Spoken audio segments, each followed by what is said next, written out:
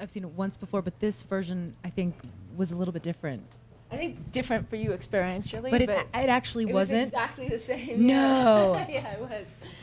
I had a really interesting experience last night. It was so much better for me, I think, because it's so hard to watch yourself for the first time. I know we were talking about that earlier. So seeing it last night with an audience and with everything was pretty incredible. It's essentially about a girl, a young teenage girl who's very confused. She feels as though she doesn't quite fit in with the world. She doesn't really have any aspirations or ambitions or dreams. She's just kind of going through life. And then she meets this woman who moves in next door, who she develops an intense connection with. And it's, part longing for her dead mother. It's part finding someone who kind of understands her weirdness and appreciates that. And there's all these different dynamics. She has quite a strange relationship with her dad, as most teenage girls do.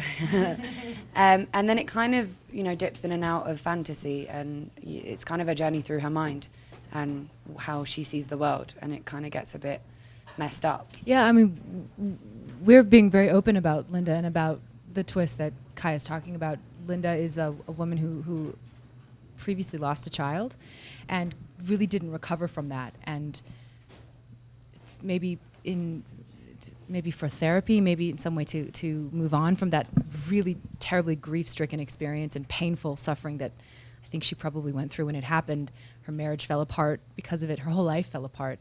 She has this doll who she really believes is her baby.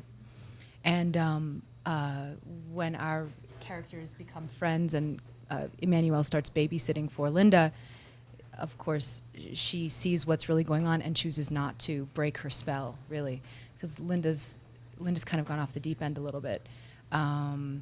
So it was a terrible challenge to play this character. How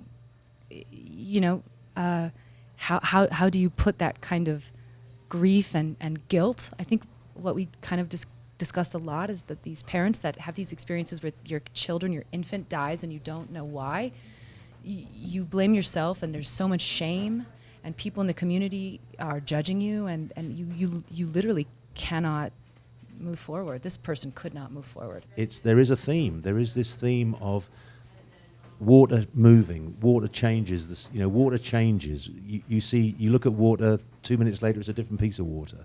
The sense of things moving, time moving, and also it was a wonderfully visual sort of metaphor, I thought, for the way that Kaya's character feels like she's drowning very often. And I think at one point she actually uses the term. She actually talks about that. So the film is full of the script has a kind of, and the way that it's shot, the story has a density to it. It's operating on so many levels, which is what attracted me to it and why I was so proud to be part of it.